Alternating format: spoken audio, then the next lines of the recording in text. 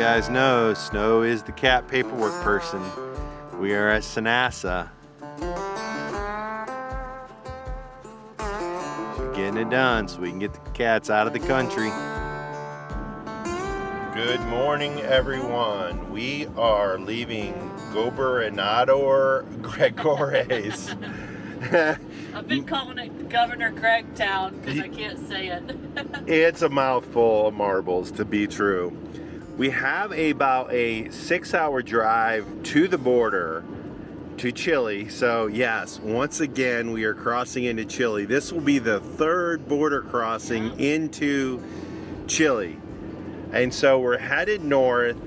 It's going to be a long drive. Today it is super windy. Yeah. Snow has first shift, but we're not sure how far we're going to make it. But this is another long stretch of Patagonia. So to be honest with you, we may not see you till we get there unless we see something exciting. Also, probably not going to show you a lot on the border crossing because you've already seen two. But we hear rumors that everything changes when we cross the border into Chile this time. That we start to see not giant, but real trees that are different shades of green. So we have had a ball in the Patagonia down here, but we are excited to see some greenery. Cross your fingers. Let's do this. Let's go.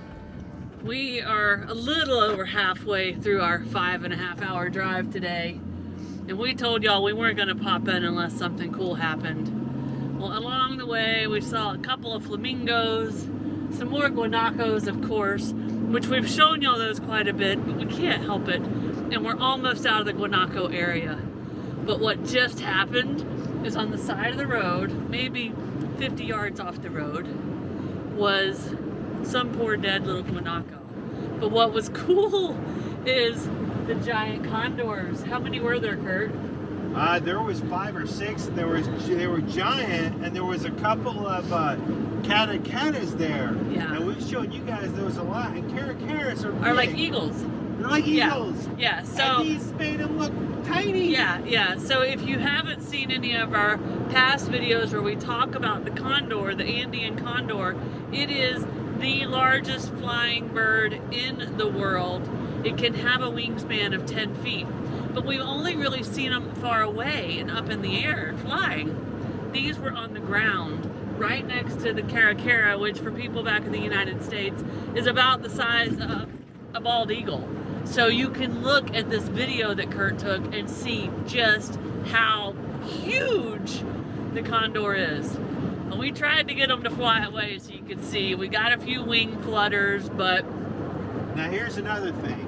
When we were on the Puma tour, she said we got to look we got to look for the condors, because the Pumas will get a fresh kill and the condors will come in afterwards. Yeah. I'm not so sure that wasn't a Puma kill. So when I got out to go try to make the birds fly and go up to the fence, that's exactly what I was thinking. Is this Puma around here and is he gonna get me? But we still have yet to see a Puma. But that was worth popping in. Now, back to driving. I'll see y'all in a little while. How cool was that?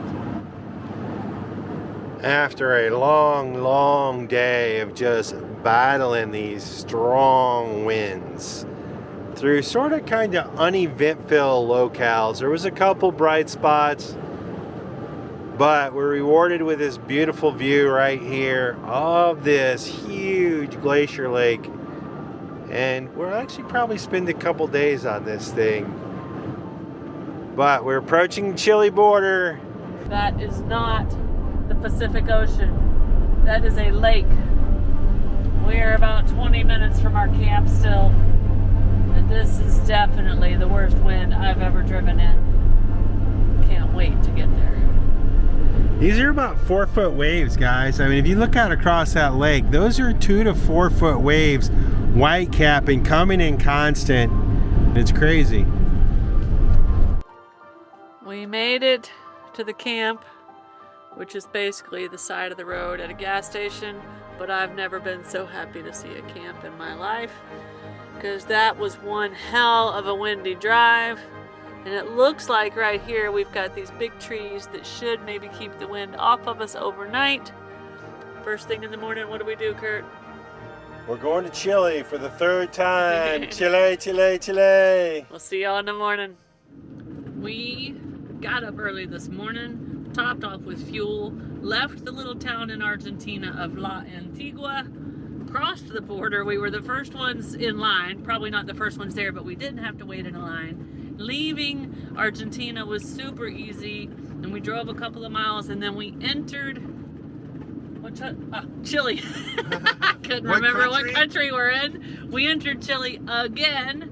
The process went very fast and very smooth, but the lady that searched our vehicle did the most thorough search we've had. She was very kind while doing it. We had to eat another banana. We had to eat a banana at the border. She got a carrot and a little bit of cabbage, which we knew we still had and she was going to take. Got the pets checked in, got us checked in, got the van checked in. We are in Chile. But before we can start exploring, we are out of cat litter. So we've been for the past 2 weeks looking for clumping cat litter and have not been able to find it. We're gonna go to a couple of little stores in this small little town of Chile Chico, and we're gonna have to buy whatever we can find. And hopefully we find clumping, but we may be using rocks or sand. We'll see what we can find. That is the first order of business, and it is emergency status. It's a Sunday, but we found a grocery store that's open. Let's go see if they have litter. Cross your paws, baby. Cross your paws.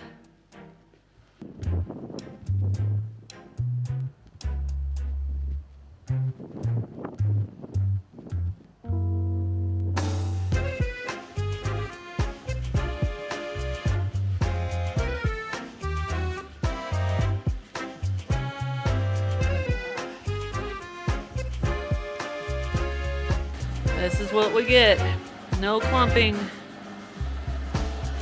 It is what it is. It is better than nothing. Tanner, look! You're gonna get to keep using the bathroom. We found litter. We have left Chile Chico, and we have heard from our friends Eric and Yuko that pretty soon this road is going to turn to crap. So we are enjoying this last little bit of good road, and the terrain changed immediately when we crossed the border. The mountains are rocky and different colors, and greens and grays and pinks. And you got any thoughts on that, Kurt? It's cool, isn't it? Well, and there are mountains. I mean, we've been in flat spots and plains and hilly stuff, but these are mountains. Yeah, and they're pretty. We are in for a long drive day because our goal is to get to our next cool bucket list destination and get the heck out of this wind. So rather than kind of Sunday afternoon drive through this area, even though it's beautiful, we're going to try to speed on through it and avoid as much of this hard to drive in wind as we can. This area is a mining area. It looks like it is a port. Where they bring in materials that are mined around the lake. So they bring them in on the lake and then they haul them out from here. Now it looks like they do mine quite a bit of stuff, but the main thing is the ever sought after stuff that is needed to make chips and solar panels and electric cars. We were wondering when we crossed the border why Chile Chico looked like it was a wealthy town. Everything was super nice and clean and concrete roads. This is why. We are in a mining area for sure. But also, look at this. We have not left the Puma area, so we will be on the lookout.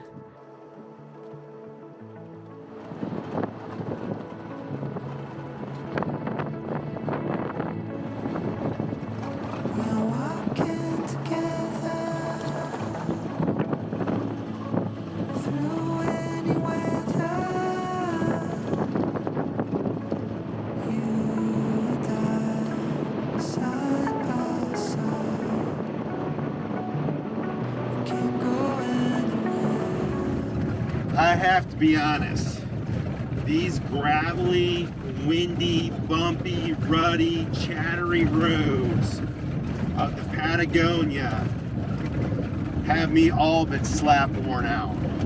They have been weighing on my nerves. And we turn the corner and bam, the beautiful Andes Mountains have returned.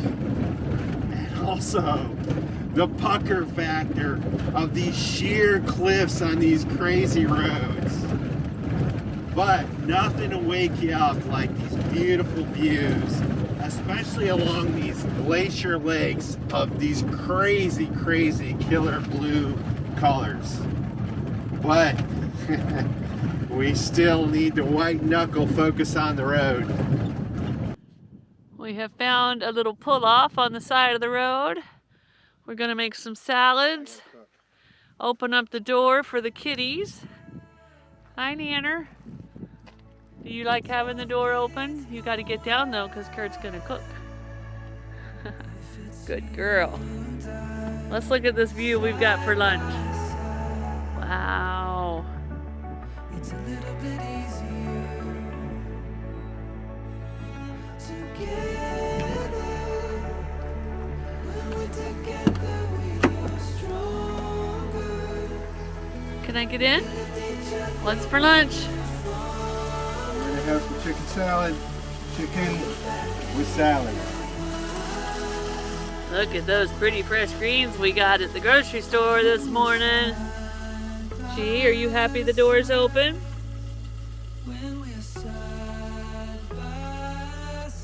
Lettuce, broccoli, apple, tomatoes, carrots, probably an onion under there, if I know Kurt.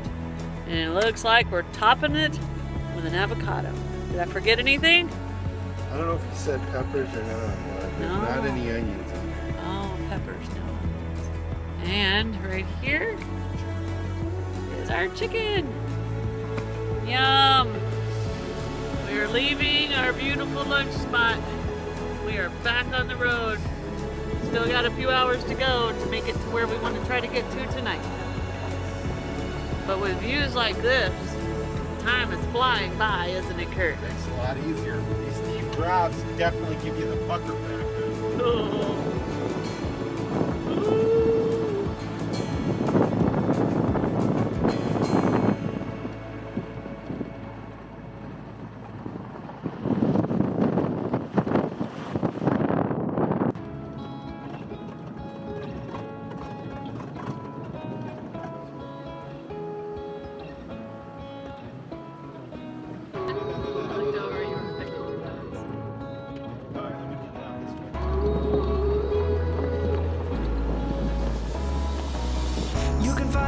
On our way, forever in a low place. Our tomorrow starts today. We're moving so we can't stay. No paths are the ones we make. We ain't doing the same thing. We escape like renegades, living for the next chase. New horizons calling to us, never stop. Every turn we take is to the great beyond. Breaking up from the cycle into the unknown. Gotta see it, oh yeah, we gotta see it, oh. Flying through the air like an aviator. Running at the path like a trailblazer. Flying through the air like an aviator. Running at the path like a trailblazer. Like a trailblazer.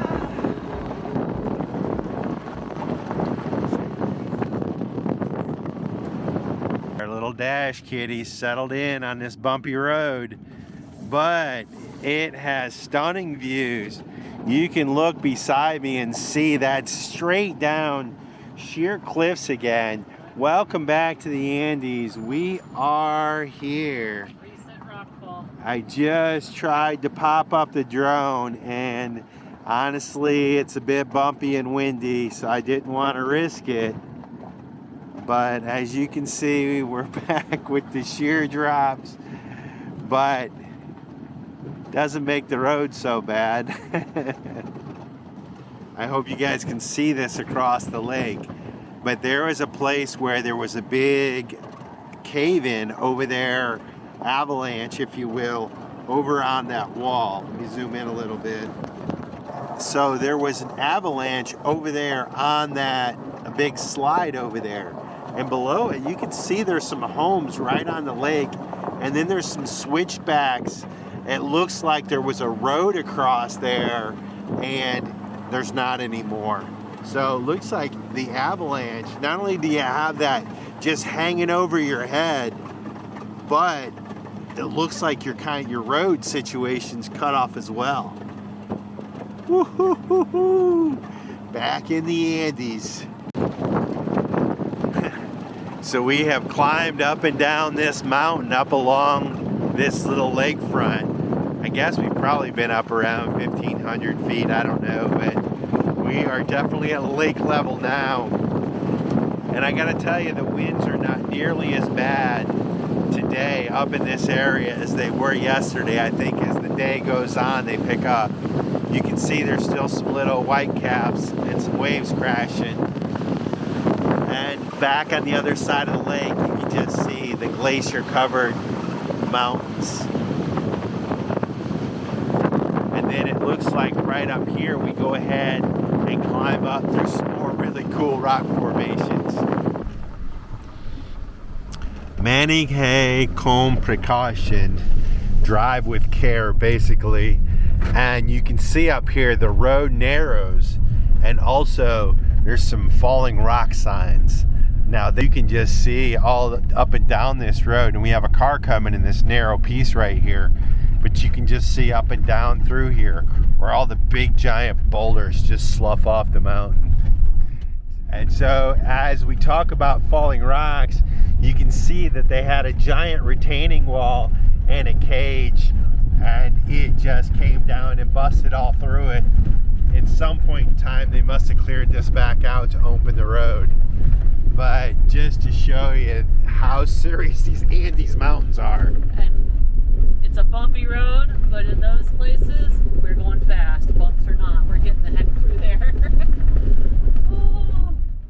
Look at that, guys. Just big chunks of boulders, and we drive right through that stuff. Wow. And that one even looks like it's already hanging. Ah! Wile E. Coyote Roadrunner. Yeah. So this road is sketchy. There are steep drop-offs. There's these cliff faces where the rocks frequently fall. We can see them in the road, and big ones down the mountainside. But if you were not following us back in Colombia, when we went on the trampoline, the devil's trampoline, the road of death, no guardrail, 3-foot skinnier road. We have been on much worse roads, but this one does rival the beauty of that one, and that was one of the prettiest we've been on. This is a stunning drive. We're also, oh, sorry, go ahead. I'm thankful for the guardrail. And also, I should say, we have pretty clear visibility today. A lot of times we've been up at 10, 12, 14,000 feet with cliffs forever, and you're driving in fog. So, really stunning views today. Yeah, they got some kind of rodeo going on here. So those are the posts we saw at that one place. Yeah. And this is like a sheepdog. He's calling the dog. No, he's gonna ride off the horse. I don't see it. Right in front of you, right behind the flag. Kid right behind the flag. Oh yeah. They're bringing their horses in. Yep, here comes the horses in. There comes the guy, probably the...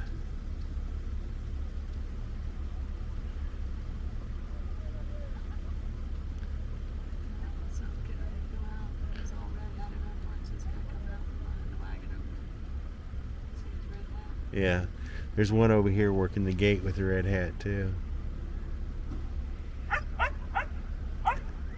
This dog's over here rounding them up. Yeah, everybody's bringing the horses in now. That guy just brought a couple more in, so they're bringing their horse. All right, we came up on some sort of rodeo. It looks like they're setting up. We're not going to stick around to watch it. We've seen another rodeo site where they got the red, white, and blue posts out there, and of course, that is the flag of Chile, red, white, and blue, as you can see there. But they are getting the horses ready. I believe it's some kind of horse riding rodeo competition. Hope they have fun. So we've kind of gotten off of the lake a little bit, and it looks like there's a little stretch through here, maybe about 30 minutes drive, where it's kind of flattened out, and there's a little bit of farmland here, some sheep, some horse, and just some little garden type growing areas, ranches. But you guys know we always like to pass through a farming community. Chickens.